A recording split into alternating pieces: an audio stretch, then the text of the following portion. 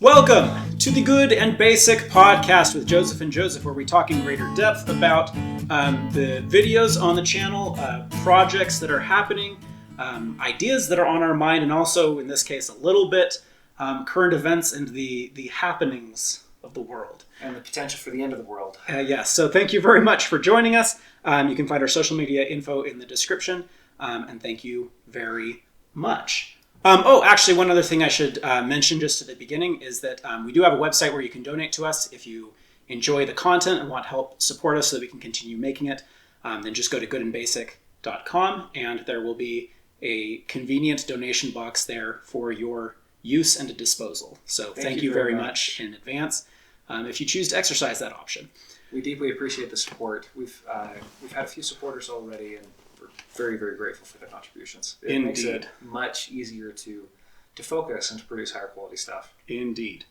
What we wanted to talk about was the coronavirus pandemic and about the fact that the world is more or less, there's some asterisks attached to this, but more or less starting to come out of this. Yes. Right? I think I saw a number, something like 1 in 8 Americans is now vaccinated. Israel's been knocking out of the ballpark. Some other countries are coming along. You know, so the point is we are sort of on the trajectory out of this, right?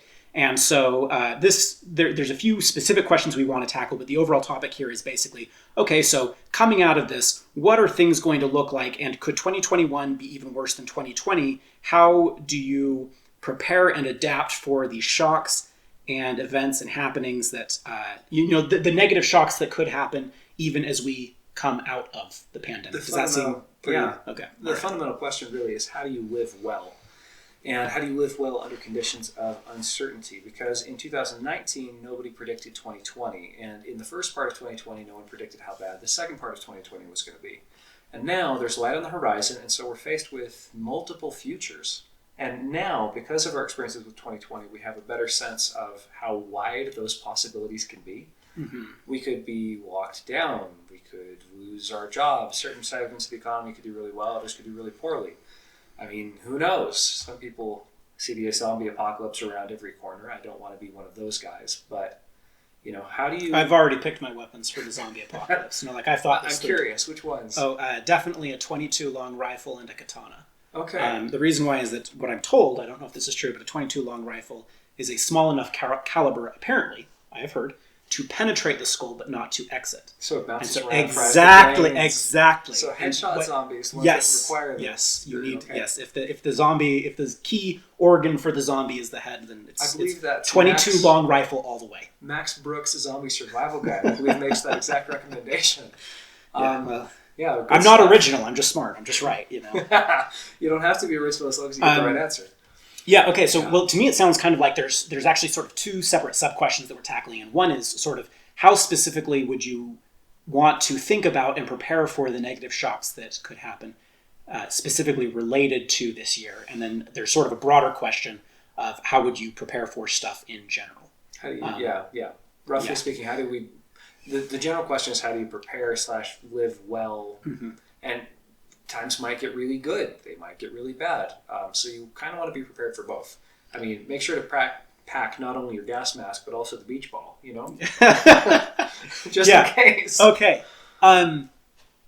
So which one do we want to tackle first? Do we want to talk about the very broadest gas masks and beach balls and the Optimist Doctrine first, or shall we tackle specific stuff Well, first? Since you've used the term Optimist Doctrine, it would probably be good to define that. All right. So the Optimist Doctrine, and this is actually a place where I am creative and original, and hopefully smart too. Hopefully I'm right on this one too, and not just creative and original. But the Optimist Doctrine is basically a theory that I developed, or a model, a framework for how to evaluate, okay, how good is my disaster preparedness strategy? How good is my risk contingency strategy? Right? So this is a framework that is applicable, it's broadly applicable to all different kinds of risks. So it's incredibly useful. And the Optimist Doctrine basically boils down to this one idea, which is to try to optimize across the broadest set of possibilities of possible futures.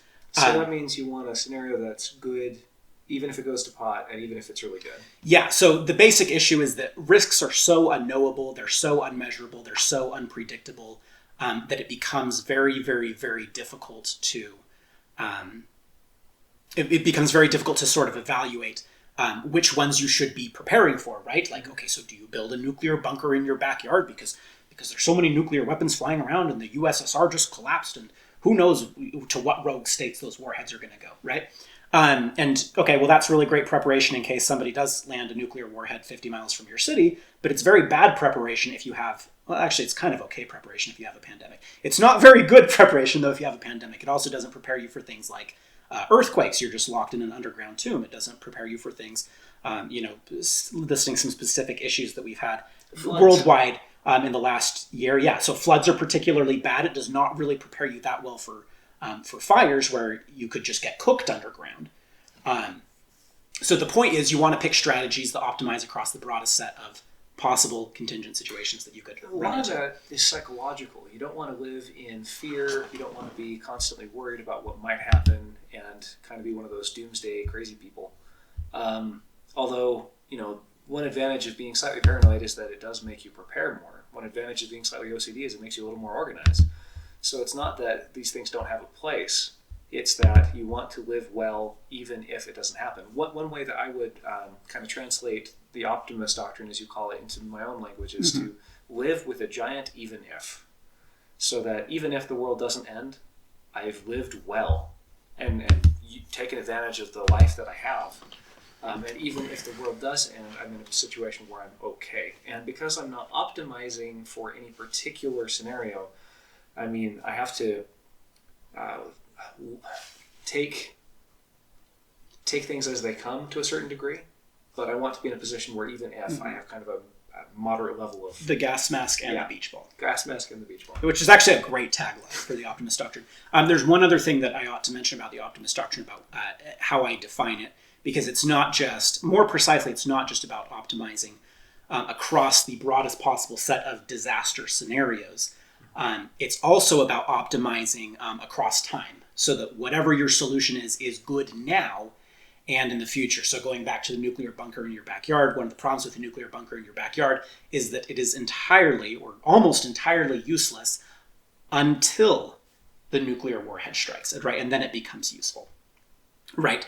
Whereas, to take a far different example, like think about like solar panels, for example. Solar panels are an excellent implementation of the Optimist Doctrine because of the fact that, okay, so, if there are sort of large scale problems, right, like a failure of the power grid or an earthquake or any of a host of possible disasters, well, having your own personal electricity grid is very handy in those situations, but it's also extremely handy sort of for a normal life, right? Like solar panels are something that can help you right now to reduce your power bill. It's something that is good now and in the future, and it's good in the future across a very broad set of possible circumstances. You're not sacrificing the now for the sake of the future. You are blessing the future and the now at the same time. Yes. You want to unify those at the same time, so you're not trading the present for the future or the future for the past or any of that stuff. Yeah, you're trying to optimize across all those frameworks. Okay. Right. Actually, I do want to mention one more thing about the Optimist Doctrine, which is why it is called the Optimist Doctrine. So there's two reasons. The first reason is probably the obvious one, that Optimus is, sounds like the word optimize, right? And the whole point of the Optimist Doctrine is to optimize across time frames and to optimize across possible situations, right? So that's kind of a nice linguistic coincidence that Optimus is close to optimize. The other reason is like, it's a shameless Transformers reference. And I need to say, I don't think, no, I've never seen the Transformers movie. I think as a kid I watched some Transformers cartoons possibly. But the basic idea, right, is the Optimus Prime is this truck robot, and he transforms from a truck into a robot. And the reason why it's called the Optimist Doctrine is because Optimus Prime can be if you just need transportation, maybe you need to carry a few tons of goods across the United States. Well, you've got a truck, right? Perfectly good for normal life, right? Very useful, very practical. It's in disguise. Yeah. Right. But it's functional. Yes, it's very functional. As a truck, Optimus Prime is a great truck. He's a great truck. Nothing wrong with it, right?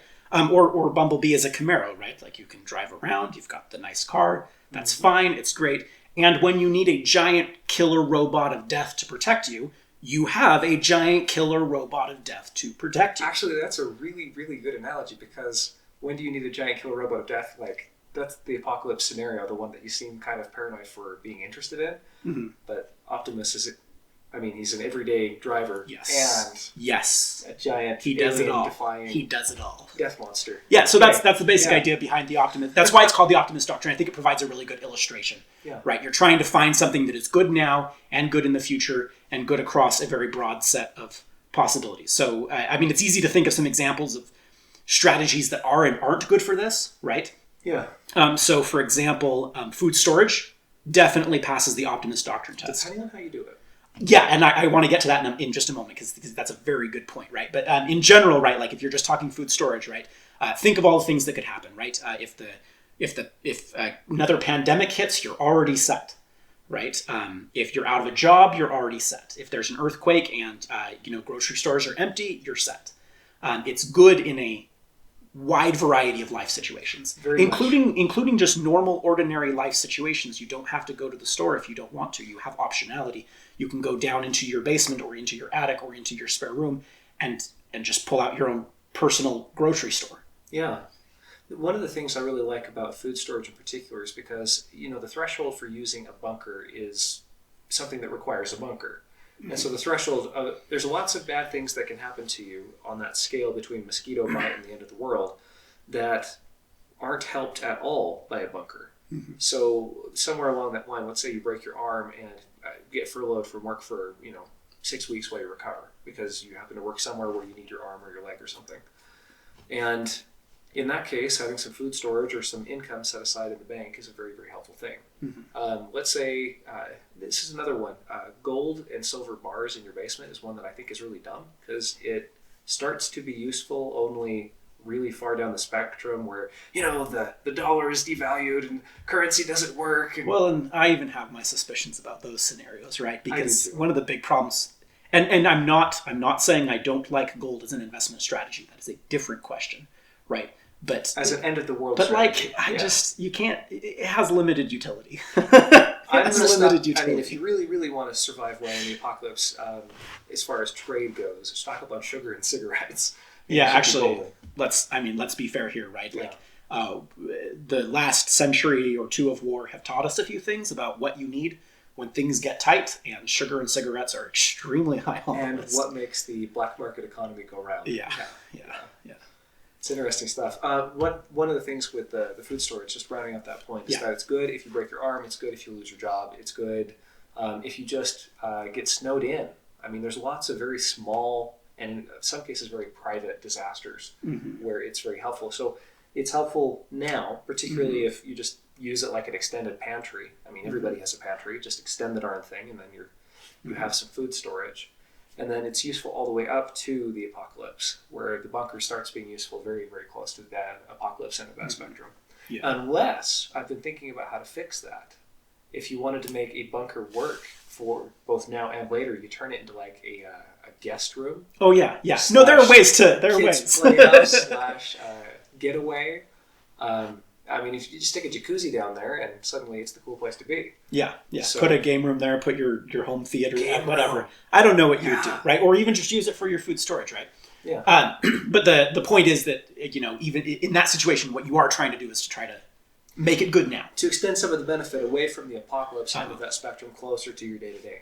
And I mean, bluntly, part of my personal reason for preferring the Optimist Doctrine is that the end of the world is a notoriously difficult thing to predict.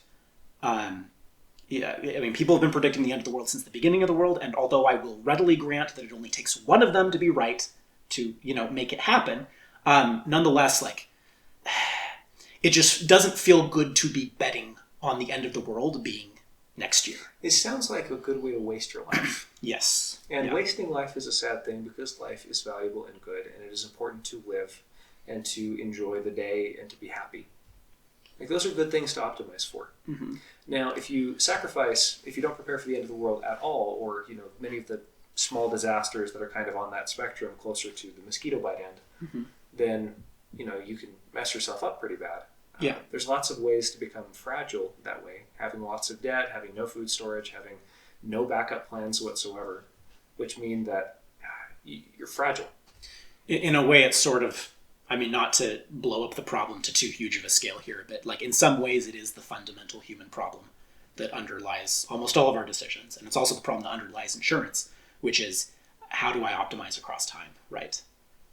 Do I want what I want now, or do I want it later, and what balance of those do I want? Yeah. And I mean, this now we're like on such a level of abstraction that becomes kind of difficult to handle. But like that is a really core human question: is what do I want, and when do I want it, and what should I do if I can get more of it later if I don't, if I decide to not have as much of it now? Yeah. Right. It's a brutal question. It's a brutal question. You can't have all of it perfectly. It's a little bit like the whole Batman utility belt question. And in the comics and in the movies, Batman always knows exactly what he needs, and it's always right there on his utility belt. Mm-hmm. But the fact is, the utility belt is only so big, and he can't carry everything with him. So there are decisions you need to make, which means there are situations at any given time that you are not going to be prepared for. Mm-hmm. You have to choose. And it is fair to mention, right? Like I do think the Optimist Doctrine is probably the best preparedness strategy. I do think so first of all, it does have a couple weaknesses. And one weakness is just the inherent weakness to all plans, which is it can't prepare for everything, right? There will necessarily be small things, right? Like iodine supplements are only really useful in case of, a dirty bomb or some type of nuclear disaster. So, iodine supplements don't rank very highly in the view of the Optimist Doctrine, right? It doesn't get a very high score in that framework. Unless you find some other way to use it. Sure. They're also relatively cheap, Let's right? say a nuclear hazmat suit and a Geiger counter. You're only going to need those. Sure. Yeah. Those feel pretty right, but there can be situations where you need them, right? So, at the end of the day, the Optimist Doctrine cannot prepare for everything, right? But I do think it is the best generalized strategy, or at very least, it provides a really important supplement to a lot of sort of prepperdom today. It articulates the values. What it says is, life now is as important as life then. And since I don't know the future fundamentally, if you are spending lots of time preparing for disasters, you're probably saying, I can't predict when it's going to happen. That's core to your argument. Sure. Well, that cuts both ways. You can't tell when it's going to happen. It's a thing that looms large. Pandemics are a thing that can happen. All of these disasters can happen. But you don't know that they will. And so you want a thing that is good.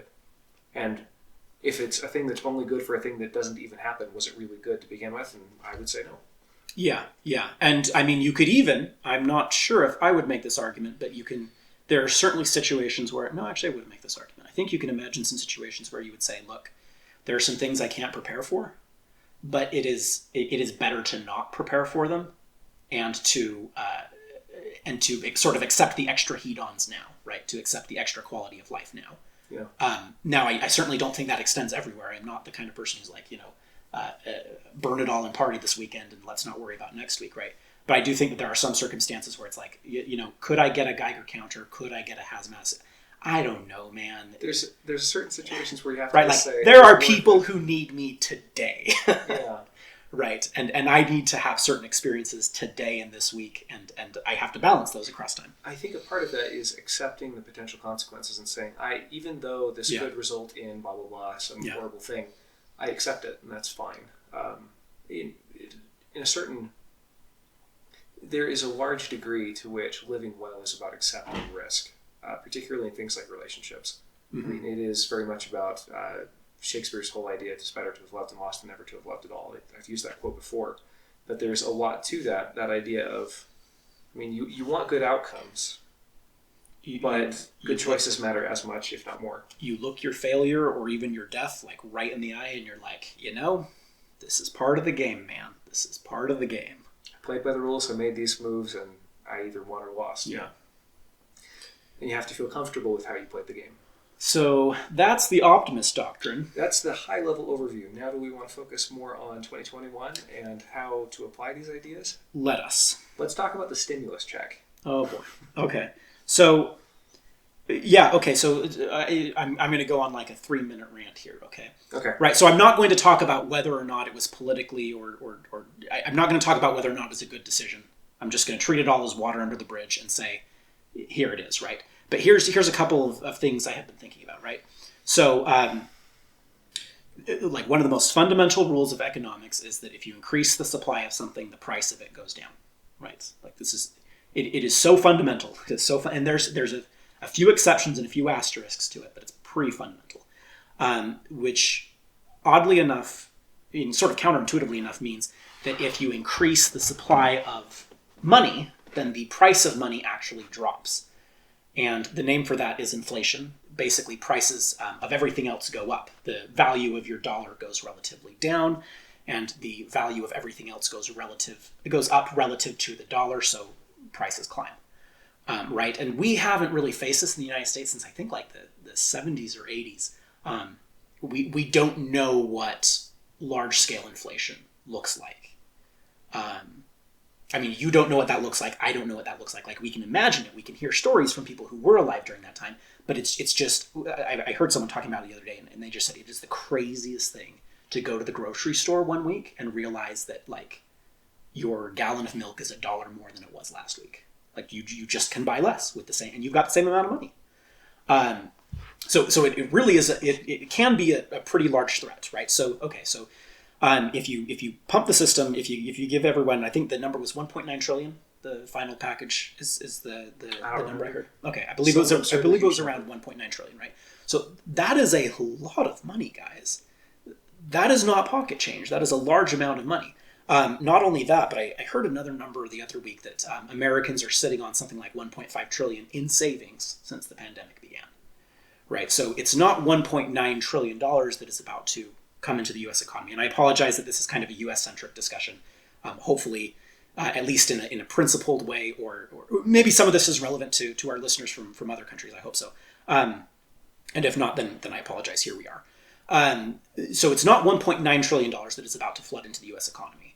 It's more like $3.4 trillion that is probably about to flood into the U.S. economy. Again, that is a colossal amount of money. I'm actually forgetting how much the U.S. GDP is.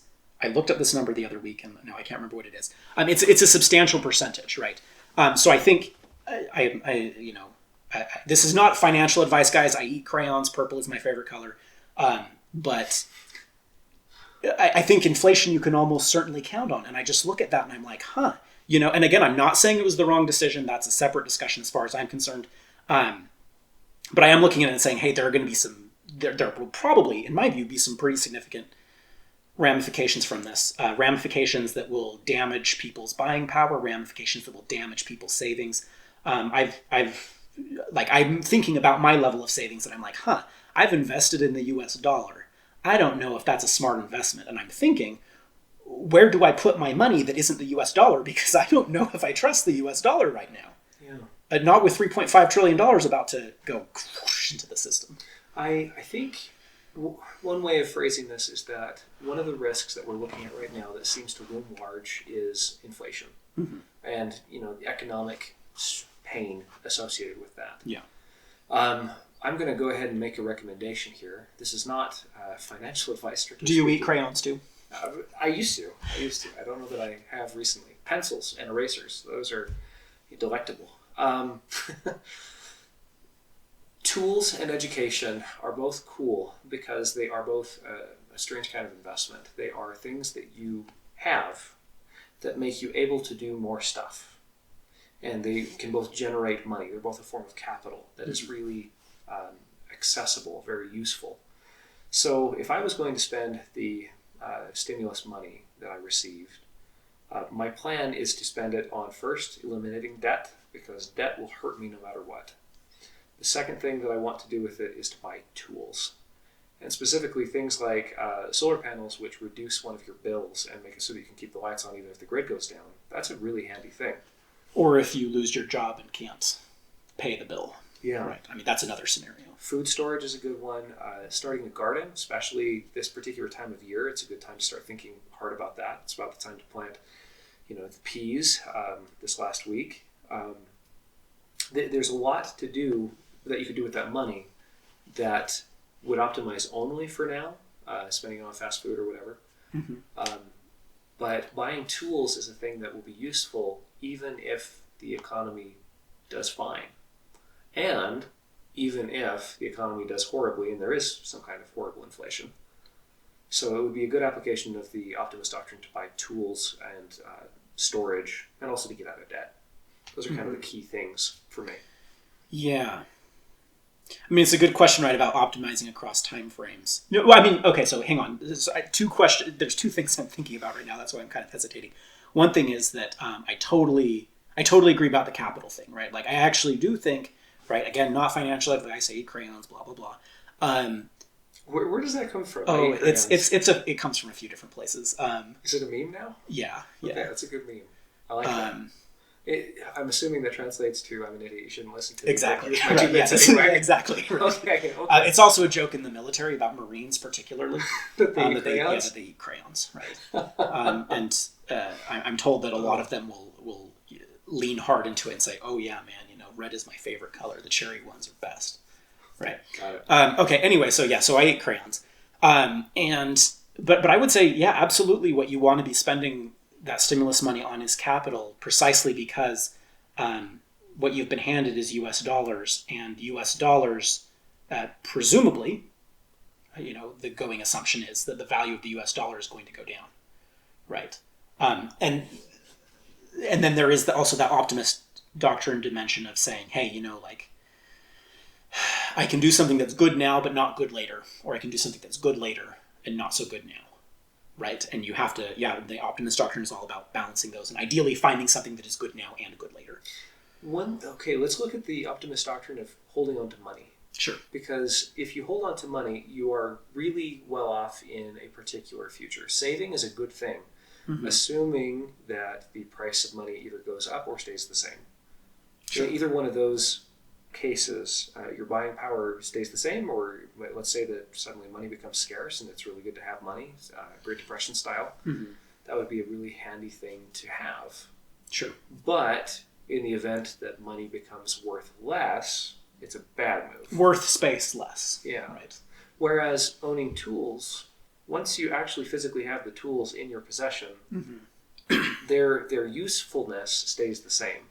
Their value to other people as a trade item can change. I mean, maybe you won't be able to trade your tools on the tool market for as much later.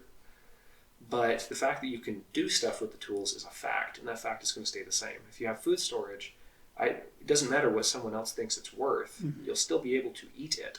Yeah. You're not looking to exchange it. The price of it is immaterial. Yeah, because you're not interested in the issue with cash is that the price of cash is very much an issue, because the only thing you want money for is to exchange it. Yeah. Right. Well, and this is a good question. This is actually something I was thinking about, right? Because, obviously I am wrestling with the same question that I presume lots of Americans might wrestle with is, what am I going to spend this on? Right. And I recognize for some people it's going to be incredibly obvious. It's going to be food and housing, right? But, fair enough, right? But I think, what am I going to be spending it on? And the thing that I realized is, Joseph, you're already investing that money. You're just investing it in the US dollar. And is that a good investment? Right. So there's I think people tend to have the attitude, well, should I save money or should I invest it? And the truth is that both saving money and investing money are both investments. If you save money, you are investing in the stability of the United States as a government, as a society, as a financial system. You are investing in the stability of the worldwide global order. Right. Like, you're investing in that. You absolutely are when you save money. Right. So the only question is, okay, but is that a safe investment, right? Is that the investment you want to make? And as for as long as inflation is a thing that happens every year, I forget what the exact rate of inflation is. Something like 3% is the target. 3% is the target. So the amount of devaluation and investment in the global stability is 3% loss per year. Yeah. That's horrific.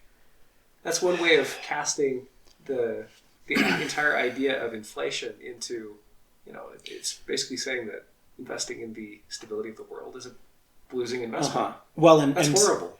Well, it's a little bit more. It's a little bit more complicated than that, right? Sure, because if it was that simple, we just dump all of our money, right? Spend it all instantly, never carry any cash at all. Right? There's no point. There's no point to having a bank account value, right? None at all.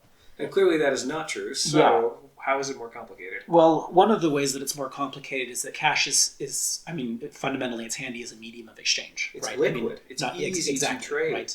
So when you go down to the store, I don't have to know what you care about specifically. I can trade money with you, and then you can buy what you care about. And it turns out that if you have some cash is a form of capital. Money is a form of capital. And it turns out that if you have some cash, then there's all kinds of investments that you can make that you can't if you don't have cash. And you're also granted a lot of flexibility. I'm thinking of, like if I have a piano, for example, like my ability to transfer that piano for other things I might want is limited, right? This is the liquidity issue, right? Yeah. But if I have $25,000 in cash, then, well, my ability to get what I want is actually, it's very simple and it's very streamlined. It's very easy. That liquidity issue is so kind of funny to imagine. For one thing, the easiest way to think about it with the piano example is in order to trade a piano with someone, you have to find someone who wants a piano now. And then they have to coincidentally also have something that you want that happens to be worth what you think a piano should be traded for. And so that one of the things that we invest in when we invest in cash is flexibility. Yes. Flexibility is a kind of freedom, and it's a useful kind of freedom. It's just not a kind of freedom that you can eat. So there's certain kinds of risk that it is very poorly adapted to. And I mean, to be fair, there's lots of forms of capital you can't eat, right? Yeah. But yeah, I mean, you can't eat cash. I guess the other thing I think about with cash is that, at least when I think about it, the question is, okay, so is it better if I hold cash? I'm investing in flexibility and liquidity, right? I'm investing in those as values. Those are values for me, right? How do I weigh that against the disadvantages of money? And comparatively, right now, the disadvantages of money, of holding cash, are going up. Right, those disadvantages are increasing. Presumably, I surmise, because of inflation. Okay. Right. So it is just. I mean, it is. This is where the Optimist Doctrine, right? Like as we explicated at the beginning, the Optimist Doctrine is this crystalline and pure mindset that answers all questions and floats ethereally and platonically above the fray. I hadn't quite gotten that, but okay. Oh, okay. Well, I mean, it kind of. You just apply the Optimist Doctrine; it'll solve all your problems, right? And when you get right down, when you get into the weeds, right, like it can actually get quite complicated, right? You're like, okay, well, what investment or holding cash, which one of those optimizes best given my goals, and which one of those actually does optimize across the broadest set of scenarios? And that is a complicated, thorny question that depends on things. It depends on how much inflation there will be. It depends on what your financial plans are. It depends on what your financial needs are. It depends on all kinds of things, right? So it's still a guiding principle, but there's complexity when you apply it. There's so much complexity. There is quite a lot of complexity. One thing that does simplify it, though, particularly is in the present situation, is uncertainty. Uncertainty hurts now. The fact that we are uncertain about the future is a thing that is uncomfortable now. And so what would make life now better? Well, eliminating just a little bit of that uncertainty by being prepared. That is smart. And so the bunker, in a certain sense, if you are concerned about the nuclear apocalypse and think that, oh gosh, for as long as I don't have a bunker, I'm a sitting duck. In a moment I'm going to die. It's going to be terrible. In that case, what would improve your quality of life right now? Well, a bunker. Because in that case, you can stop worrying and you get your mind back. So in a moment of uncertainty like this, let's say that no crazy inflation happens. I think still that buying tools would be great because I like to have tools. Tools are very handy. I include things like solar panels in the tools category, because it's a thing that does useful stuff for me. It makes things. It makes power. And food storage is the thing, because whether or not the world ends, I'm going to eat it, because I don't store food that I don't eat. So far as we know, if there's one truth that we have been able to, really drill down on over thousands of years of human history, it's that people need food. People do. Right? Like if you want to look for absolute verities, that's not a bad place to start. One of the easiest ways to improve your quality of life is to go from zero food to having food. That huge quality of life improvement right there. So what I'm hearing you say, right? So I'm getting a little bit nerd snapped by the question of, well, should I invest in the U.S. dollar or should I invest in something else, right? Which is a very fair and important question, right? But assuming that you want to spend money, which in general is the purpose of money, whether you want to spend it now or later, that is usually why we have money, right? The question again is, okay, so like what would you want to spend it on that would fulfill the criteria of the Optimist Doctrine best? And the answer is basically, do your best to stay away from consumer goods, generally speaking. Do your best to move into capital, generally speaking. And you mentioned something earlier that I wanted to come back to because I think it's dead right. is that, two of the most important forms of capital you can think about are tools and yourself. Education. Yes. Right. Which actually the education one's kind of tricky. Because I'm trying to think of good educational options. The problem is that most educational options are either free or $30,000 a year. Right? Well, there's not a lot in the middle. There's a couple of really easy ways to invest in what I would call education, gearing toward a kind of apocalypse. Buy books and download the useful half of the internet. The useful half. Okay. Well, I mean, there's a lot of the internet that's useless, sure. Okay. But I mean, download the stuff that you want to keep a hold of. Mm-hmm. Put a lot of PDFs on your computer so that even for example, this last week, the internet went down intermittently in my area. And it was super frustrating because it wasn't that we had no internet. It was that the internet would go out for 5 minutes and then come back for 2 minutes and then go out for 5 minutes or 6 minutes and then be out for a couple minutes. And the Wi-Fi kept reconnecting and unconnecting, and it was super obnoxious. I hated it. And what that meant was I could not stream the kids' shows for my kids that I am accustomed to stream for them. Streaming was suddenly no longer an option for me. So we had to dust off the DVD collection. And, that... The horror, right? The horror. That kind of, sort of, is related to the idea of education. It's not education in itself, but have the resources on hand so that you can consume them at your leisure later. I mean, that's actually another area you could invest in, right? I'm kind of paraphrasing what you're saying, or articulating it slightly differently, which is try to reduce the complexity, use the money to reduce the complexity of your life. Yeah, I like that. Right. Or another way of putting it is to reduce the number of steps or the number of dependencies required to perform X task. Reduce dependencies, become more independent? Yeah, fundamentally, right. Recognizing that it's never a perfect independence. You're never going to be or at least changing your dependencies to dependencies that you have a little bit more influence on, right? Sure. Like, I mean, do you know how to repair a DVD player? No, you don't know how to repair a DVD player. But I sure know how to turn one on. Yes. And run a DVD even when the internet's not working. Yes. Yeah. And, I guess on some level, you neither know how to repair a DVD player nor how to repair the internet.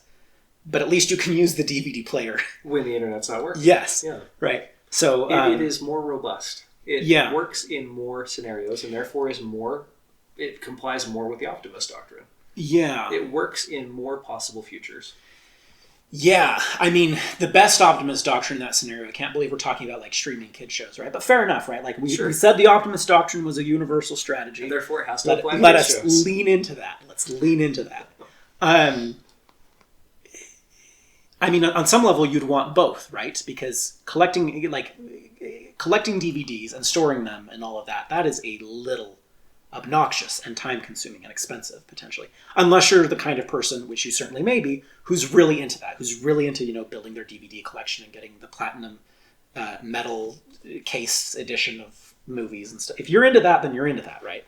But if you're not, it's a little obnoxious to collect DVDs, right? So I guess on some level, what you would, like maybe the best Optimist Doctrine is to have some number of DVDs or some number of DVDs ripped onto a hard drive, right? And also to have the streaming potential of YouTube or other services, right? This is actually... I mean, the Optimist Doctrine, that situation really seems to call for both, right? Yeah. There's a quote from Sir Francis Bacon that some books are to be tasted, some few to be swallowed, and others to be chewed and a very small number to be chewed and digested. Yeah. That's a paraphrase. I don't know the exact quote off the top of my head, but rank ordering books or media in general, they exist at different levels of quality. There are some movies that I am willing to watch and a smaller group that I'm willing to own. I mean, the Captain America movies are amazing, so I own those. The Princess Bride, I have to own a copy of that one. There's some that almost I have to have. There are others that I never want to watch. So we've got this spectrum of stuff I never want to consume, stuff that I do want to consume and then not bring home, others that I want to own in hard copy so that I have it preserved for myself, and others that I want to be able to quote extensively from memory. Sure. So they operate at these different levels. Yeah. The most secure form of content, form of media that you can own is the stuff that you have memorized. The letter from Birmingham jail by Martin Luther King Jr. is so interesting to me because of how many sources he's able to quote, including like Saint Augustine, from memory as he's sitting in a jail cell. Mm-hmm. And I like to think of the jail cell as a thought experiment for how bored would I be in a jail cell based on how much I've already memorized. If that answer is like 2 poems and that one song, or that one lyric from that one song that repeats endlessly in your head, you have a recipe for going insane. But if you have some stuff memorized, you've memorized the Rubaiyat by Omar Khayyam. Yes, all 101 quatrains. That's cool. I'll unload it. Don't tempt me. If you are ever stuck in a jail cell, you'll be able to entertain myself, honestly. have the companionship of a work of literature. Yeah, that is true. That is true. Whether it with sweet or bitter run, something. I'm trying to think if there's any lines from the Rubaiyat about prison, and I can't think of any. But there are a lot about hard times. Yeah, about the contrast and the complementarity of hard times and easy times. So I would definitely have reason to quote it in jail. For sure. If I somehow ended there. I've got a little bit of Robert Frost, but I'm not sure how mowing with a scythe in a poem is going to be valuable to me in a jail cell. Well, and this is where I'm going to say, now that we're on the subject of memorizing things, that if you want to talk about the Optimist Doctrine as sort of your best generalized investment across time, I think it probably has to be yourself. Yeah. Right? And the reason why is because no matter where you go, there you are. Yeah, you bring yourself with you. So if you can build skills or build a knowledge base or build physical capacity, that is something that you carry with you that is, I'm not saying it can't be taken from you, it is comparatively difficult to take from you. In addition to that, not just skills. I mean, when we focus on education, we tend to think of the stuff that you can do, but including the stuff that you are. Mm-hmm. Working on your character, working on your psychological resilience. Yes. Working on how comfortable you are sitting in a room by yourself. A lot of the stuff that meditation is supposed to build. Working out your issues or working out your salvation before God are incredibly valuable things because you take yourself with you, and any problems you carry with you, you carry with you. Uh-huh. And again, no matter where you are, there you are. Yeah. Right. So in some sense, right, it is the ultimate optimist strategy because it is generalized across every possible situation where you could find yourself. Yeah. There is that stipulation where you could find yourself. Maybe it doesn't transfer well to situations where you aren't, but maybe you don't care about situations where you aren't. Yeah. I want to put in a second candidate, actually, for an arguable candidate for second best Optimist Doctrine investment possible, and that is relationships with other people. Absolutely. Because it actually turns out that people are limited, and when they get together, they're still limited, but less limited, right? They can get a lot done, right? And so if you have good relationships, and that can obviously take a lot of forms, right? But if you have good relationships, that actually does prepare you. That does optimize your life across a very wide variety of circumstances. Do you need something to do on a Friday night? Well, you've got people to do it with. Do you need somebody to help you when your life is falling apart? Well, you've got that too. Yeah. Right. So I think relationships end up being a very strong contender for second best Optimist Doctrine strategy. I think both personal development and relationships have kind of two dimensions. One of them is that if you work on them, they can make your life way, way, way better. And the second is that if you neglect them, or if you make poor decisions with them, they can make your life way, way, way worse, below zero.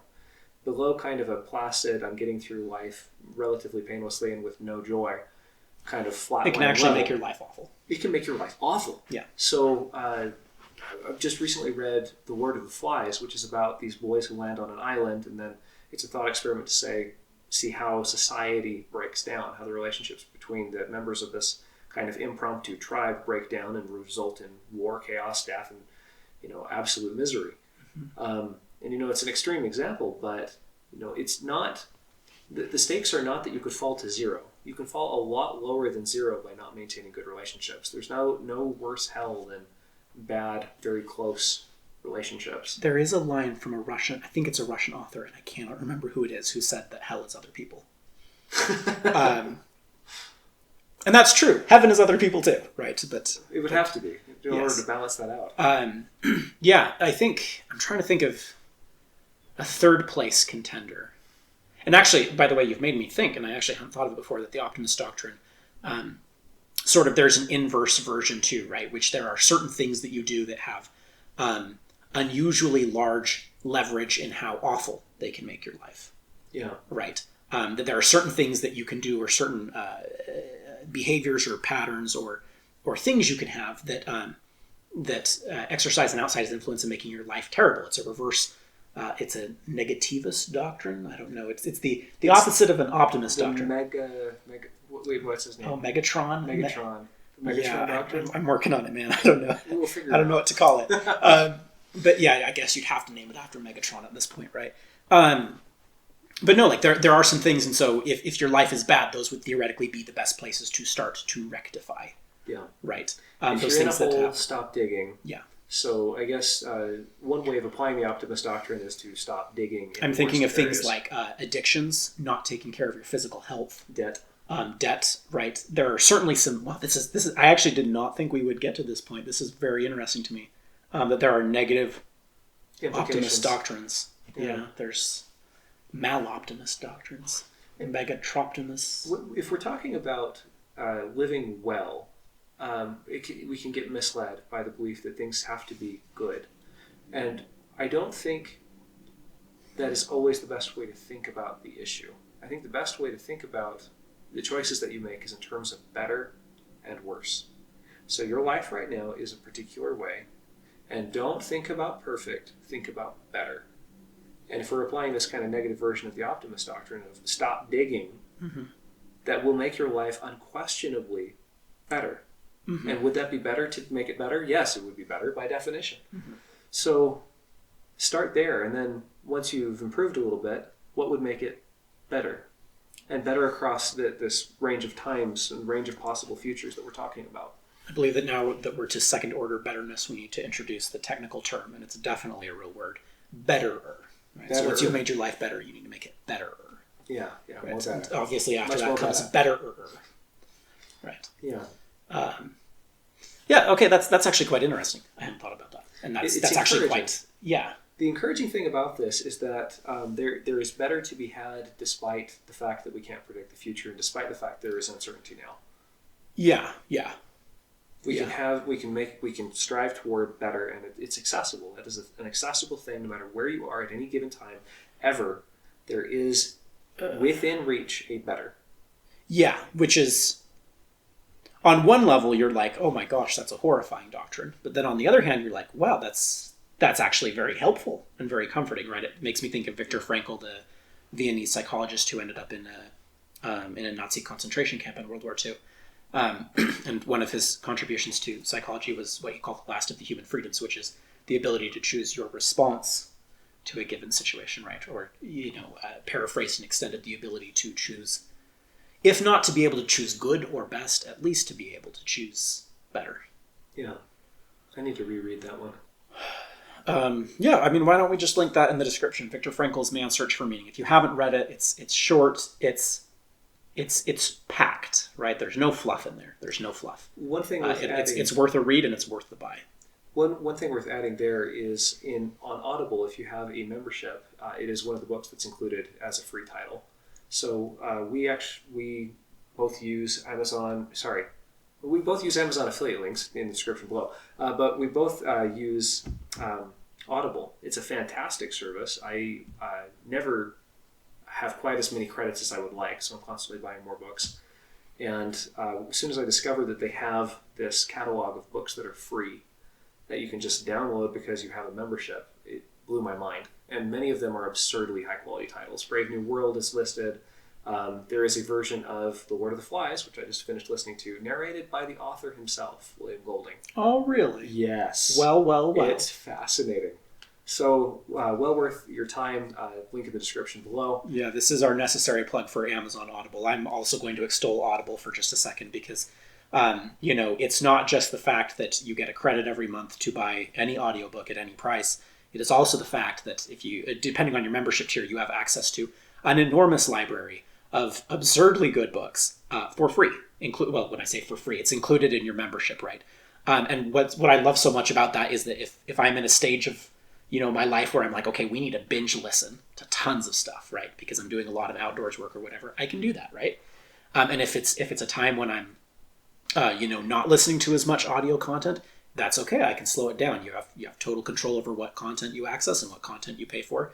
And it's a phenomenal deal. So buy Audible, help support us, and Audible, that they deserve it. Yeah. By popular demand of both of us, right? It's a unanimous vote. They deserve your money. If you go to audible.com/good and basic. I believe it is audible.com/good and basic. We'll include a link in the description. Then you get a month free. Yeah. And that will be more than enough to convince you to stay, I'm sure. Oh, yes. It is just... Audible is like heroin, guys, and you can quote me on this. First hit is free. Except heroin is a very bad case of the Optimist Doctrine because it will mess you up. Well, it is interesting that there are some things that what is the opposite of optimize? We don't have a word for this, do we?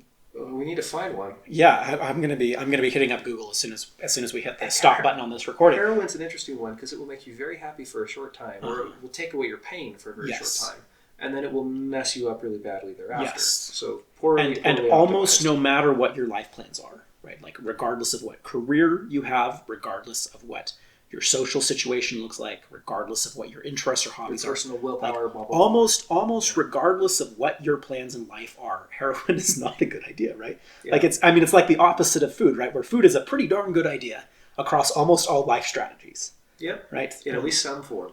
Yes.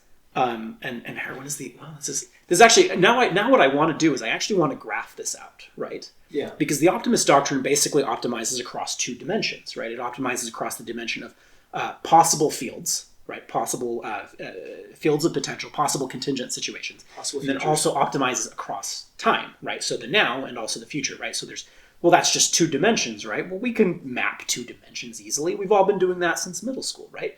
So you could actually start mapping out things and say, okay, well, this covers, 40% of possible situations, but, and it gets better over time, but it kind of isn't that great at the beginning, right? Like you could map all these things. Yeah. Oh man. Yeah, this is worth looking at. This is one of those times where I wish like I had an alternate life where I could just go get a PhD and like just study that. And just right? draw graphs. Just try to figure out how far the Optimist Doctrine could be used to plan a good life. Yeah. Somebody who's listening, please go do that. Please go do that. The only thing I want is one little itty bitty footnote in your dissertation. I don't want any more than that. I just want the idea to be out there. I just want someone to figure this out. I want to know, man. Yeah. I don't need sleep. I need answers. All I need is I want to practice it, so I need to understand enough of it to put it into practice, but that doesn't necessarily have to be articulated knowledge. Well, and that's a good point because it's relatively easy. I mean, like food and heroin are easy to figure out. Audible's easy too. Audible is easy good too. Now. It's as good as heroin now. Yeah. And it stays good and builds your education for later. Yeah. I think I've been using Audible. I mean, here we are back on Audible, right? But I've been using Audible for a couple of years now, and man, hashtag no regrets. Not even one regret. Nope. Okay, so so in some situations it's very easy to figure out what passes the Optimist Doctrine test. In others, it's kind of harder, right?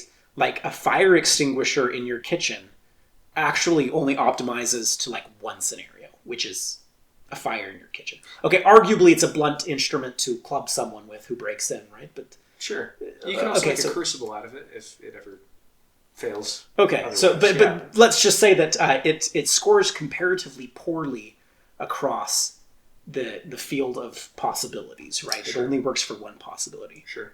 I guess you almost need a third dimension of probability, right? Because no, what you need is a third dimension, right? So Nassim Taleb says, okay, if you want to calculate how risky something is, you need the positive or negative payoff multiplied by the probability of that payoff, right? And that gives you a balanced one number summary of how risky something is, right? So for instance, skydiving, very low risk, but a very negative outcome if something were to go wrong, right? Whereas comparatively, I don't know, what's something that doesn't hurt you that bad, but it's very likely to have a bee sting, unless you're allergic to bees, right? Or investing in your buddy's garage business. Yeah. It's going to hurt Yeah. to the amount of however much you invest, $1,000 or whatever. But it stops there. Yeah. Yeah. Okay. Unless there's real. Yeah. Yeah. Generally speaking, there's real limits there about how bad things could get, right? Yes. Okay. So broadly speaking, right? So you almost need to take that number and add it as a third dimension to the graph, because I'm thinking of having a fire extinguisher in the kitchen is, it's not that common to have a fire in the kitchen, but it's certainly something that can happen. And if it does happen, then the negative payoff from that is actually quite high, unless you can put out that fire quickly. Right. And so it's one of those things where, okay, so get a fire extinguisher for $20 to $50 and you've got a bunch of peace of mind. Right. Now it only optimizes across one scenario, but it's still worth it because of the relatively low cost and the relatively high negative impact of a kitchen fire. I guess there's also the peace of mind element. I guess what you're really optimizing for, right, in that case, is what you're optimizing for is peace of mind in the kitchen. Huh. Okay. Yeah. There are definitely different ways to jigger this.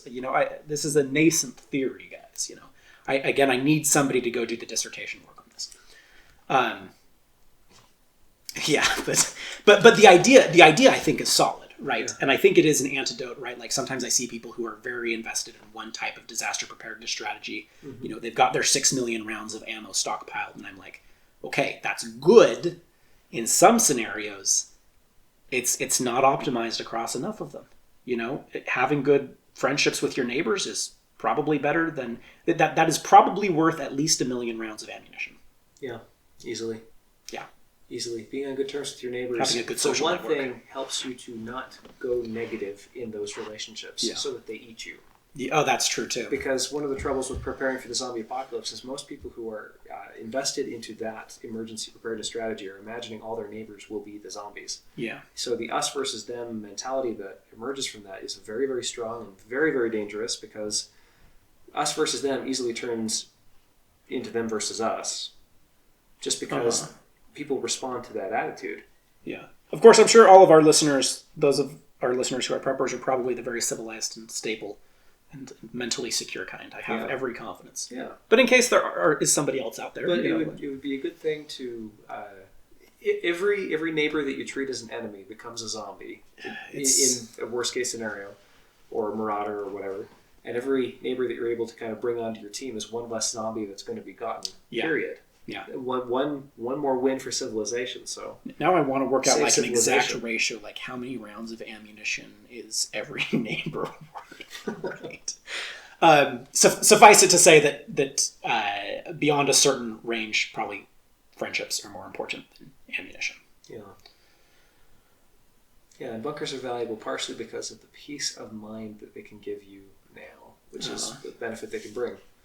There's a lot to unpack here. As far as advice goes for how to handle a coronavirus relief check, is apply the Optimist Doctrine as you see fit. One way that I am going to apply this is to reduce my debt, increase my preparedness, which is going to help my peace of mind now. And the ways I will improve my preparedness are buying food primarily and buying tools. Things that are going to be useful either way, because we happen to run a channel where we do a lot of project videos, so it's not like that's going to... Turns out to be pretty useful. Yeah. Right. It's also something that I get a lot of subjective enjoyment out of. Right. So you're optimizing across multiple frames of reference. Yeah. Yeah, it's a good move. It's good in multiple ways. Let's say this. If the world does not end, and if I had a bunker, there's a certain sense in which I would be disappointed. Yeah. But you almost want nuclear war to happen because I was right. You've invested so much into it. Yeah, and all your neighbors have told you you're crazy for years, which is not comfortable. No, not at all.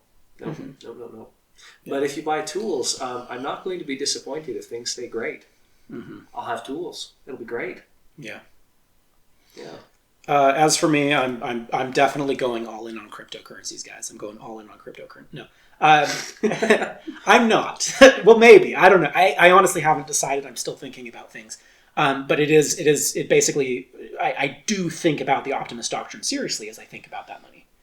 And I also do seriously think about, wow, now the inflation thing seems kind of out of place with the rest of our conversation, right? But But I do seriously think about that threat of inflation, and I'm like, you don't have a choice to not invest. You are always investing in something, right? And do I want to invest in the US dollar, or should I be investing in something else? So, Sure. yeah. Sure. The future is opaque, but that doesn't mean we can't see some things coming, at least vaguely. Yeah. It also doesn't mean we can't be wrong when we see those things coming. Yeah. But, I mean, we do have to make some predictions about the future, and if you see a threat coming, respond to it. Yeah. Learning to pay good attention to threats is an important skill, even if you can't see all of them. No, I'm thinking, there's all sorts of situations, right? Like, you may not be able to do everything perfectly, but there can be a pretty big difference between, say, 30% proficiency and 20% proficiency. Yeah, that's right? huge. That can make a big quality of life difference. Yeah. Just because you can't see every threat doesn't mean you should close your eyes and see none of them. Okay, hypothetically, if you were going to buy tools, if you were going to buy some kind of capital, what are some things that you could buy? I'm thinking this is kind of like our lightning round to close this out. Let's do this. Okay, that sounds great. Top of the list, if I could afford it, would be I would focus on needs that I would have if various scenarios went down. Mm-hmm. One that I am concerned about, and therefore which impairs my quality of life now, is imagining the power going out and the internet being shut off. Just me being stuck at home without the conveniences. So I would really like to be able to have power at home, which means I want solar panels and a battery and a charge controller and an inverter, kind of those four things. Can I do that with a coronavirus relief check? No, but I could probably put a dent in it. Yeah, you could put a serious dent in it. Yeah. And a wood stove. That's another one that I really want for my house. Okay, I'm going to go to the complete other end of the scale, just for kicks and giggles, right? Go for it. Soap, right? So I've been doing a ton of soap stuff, and the videos on that will be going up in the relatively near future. But I've been crunching the numbers, and I'll just kind of summarize things here. It does not make a lot of economic sense to make your own soap at the bottom of the market. Bar of soap at Walmart or whatever is going to cost you somewhere between 50 cents and $1, at least where I'm at. And to make a bar of soap, including $20 of labor per hour, is going to cost you somewhere between $1 and $2 per bar of soap. And the numbers on that can be fudged a little bit depending on what kinds of quantities of oil and sodium hydroxide you can buy and so on and so forth, right? But let's just take that as a baseline. However, at the high end of the market, bars of soap can cost like $8. You go on Etsy, you find some of these shops, and I hope some of them are owned by our listeners. That'd be so cool, right? But you go on these shops and, high-end soaps are pricey. And it's not the materials, it's the know-how and the labor. And the capital to set up a soap-making operation, really cheap. Right? Yeah. Think crock pot from a thrift store, right? Think, immersion blender for $20 or $30 or less on Amazon, right? Like just think pretty cheap setup, right? And the materials are not that expensive either. And the best part is if you fail, you've still got soap. Yeah. So I actually see that as like a viable thing. So if there's somebody out there who, has dreams of setting up their beauty product empire, like $1,400. Actually, it would only cost like $100 to get set up there. To get started anyway. There's another thing which you're investing in at the same time that you're spending that money and time on soap, and that is the know-how. Yes. Which you carry with you no matter what. Yes. That's a useful thing. And one of the things lurking in the back of my head as I've been making soap has been, okay, like how would you do this under a different set of circumstances? How would you do this if you couldn't get sodium hydroxide where your fat's going to be coming from, et cetera, et cetera. So how would I do this in the apocalypse? Yes. Yeah. A handy thing. Sure. Another set of tools that I personally want are water tanks. I want water tanks on my house. I would like set up a rain catchment system and a couple of water tanks so that I have access to water. And attached to that, I would like to invest in a camp shower because that will improve my quality of life every time I go camping. And also, if the grid goes down.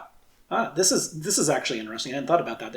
If you invest in better camping equipment, you are sort of implicitly investing in better apocalypse sort of preparedness stuff. Solar briefcase. That is great. That is amazing. That's a really good way to cheat. It's one area where the market has products that are already kind of geared for this and split way of seeing things. And where you can optimize now and for extreme situations. Yeah, especially if you actually camp. Yes. Well, you have to actually camp for it to be an optimization now, right? But if you are the kind of person who's into camping, or if you just want to get into it. Okay, let's see, my turn. I'm actually, let's see.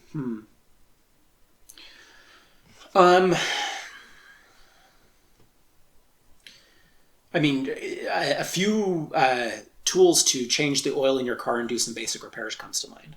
$1,400 could buy you a lot of tools and save you a lot of money over time. And that one's a little sticky.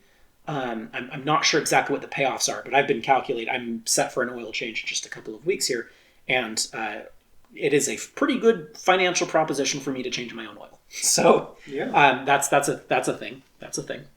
You're also investing in your own knowledge. That feels good across the Optimist Doctrine in many situations. Very. Unless your time is, like extraordinarily valuable, or you have like no mechanical acumen at all. Yeah. But for many people, I think that sounds pretty viable. Buying a set of open-ended wrenches, some ratchets, some sockets, a creeper, having a couple some of other spare stuff. oil filters on hand. Yeah, that feels like a thing you could do. Absolutely. Okay. This one might be a slightly contentious one, but I am tempted to buy a new editing computer. I like it. I'm glad you mentioned it. My computer has been causing me some serious quality of life issues recently because it has been, every time I make a cut in the video, every time I trim the footage, it dies. And I have to restart the program so I can make one cut and then exit the program and then go into the program again. It would be a very handy thing if I had a computer that worked better. Man, how are you still producing videos? With much patience and a little bit of swearing. Okay. All right. But the truth is, at some point, you're going to get so mad you're just going to throw the computer against the wall, and then you're going to have to buy a new one. What I would like to do, connected with that computer, is I'd like to fill the hard drive with backups of our videos, optimizing against a scenario where they get deleted or something goes wrong with YouTube. And also, I would like to download the useful half of the internet so that if the internet ever went down, I had access to the Wikipedia articles and the how-tos and all the plans and bits that would be really handy to have access to. Maybe a whole bunch of audiobooks from LibriVox, that kind of thing. Yeah, I mean, that's, with $1,400, you can buy a lot of digital storage space, actually. Yes. That's a lot of, I'm doing the math here mentally, and my eyes are starting to bug out. Yeah. That's a lot of terabytes. Yeah. Probably a lot of audiobooks. Yeah, no, I think it's underrated too, because if you have video editing skills or digital illustration skills or all kinds of skills that are unlocked through a computer, coding skills, analytics skills, Excel skills, like all of those, nunchuck skills, right? That's what I sound like right now, probably. But if you have those skills, that actually does, increase your, let's say, human capital quite a bit. So that actually does feel pretty good. It's a useful thing. That sounds solid to me. And it's very, it's also multi-purpose. You can game on it. You can, watch YouTube videos on it. So it makes your life good in multiple ways. On the spectrum. Whereas a set of open-ended wrenches, right? Like, they're good for like one thing. Well, it's a one thing that pops up in a lot of different places. Sure. With buying water storage or solar panels, those are things that lean more toward the apocalypse than toward the present day, although they do offer some benefit now. Yes. The editing computer offers a little bit more benefit in the now to mid-range future than in the long-range future. And I'm okay with that. The Optimist, the Optimist Doctrine is designed, the idea is to optimize across a broad set of situations. And like, if you don't include the short to medium range, you're not using the Optimist Doctrine. Yep. You kind of need to survive and be happy now. Yes. Also, one other thing that's important to note with the Optimist Doctrine, and this is a thing that is true no matter what time you're in. We talked briefly about improving yourself because you carry yourself with you wherever you go. And I've noticed that I had one missionary friend from the time that I was a religious missionary in the Netherlands who said, don't be a pirate constantly wishing for a treasure in a different place. And the way she intended it was you need to find some contentment and happiness where you're at now rather than constantly longing for the next payoff, the next place, the next thing. There's a lot of easy ways to put yourself into kind of that pirate mode where you're always looking to the next thing. Yeah, and you're never seeing what's in front of you. A shopaholic has that problem. The next purchase is going to be the one that brings happiness. And it's always the next. Well, it's worth watching things in your life to see how well they're optimizing across time. And you'll often find that, even there are little things that you do that are not that optimized, right? And that you're getting, that are. I'm not saying that they're as bad as heroin, obviously, but they are filling a similar role, right? That they're sort of giving you a temporary hit, but not helping that much across longer time frames. Yeah, no, I think that's absolutely true, and it's a really good coda sort of to the Optimist Doctrine, right? That the Optimist Doctrine, you don't want to cannibalize your future for your present. That's what heroin is. Yeah. Right. And you also don't want to cannibalize your present too much for your future, which is what the bunker does. Yes, because the truth is, you are here now and you are alive now, and what makes you think that your life now is not worth living, and that your life in 50 years will be worth living? Like, in what kind of calculus could lead you to that conclusion? Yeah. There's a kind of a tongue-in-cheek way of rephrasing YOLO. YOLO is you only live once, and the way to rephrase that is YODO. You only die once. Mm-hmm. So, and both are true. plan well so that you live now and live tomorrow and live the next day and live, who knows, maybe 20, 30, 50, 70 years from now well. Live well, die well. Yeah. That's like bringing together all the best of Epicureanism and all the best of Stoicism into one. You want to live well and die well. Yeah. Yeah. Okay, well, I think that's probably a pretty decent place to end. I do love that. I do love that.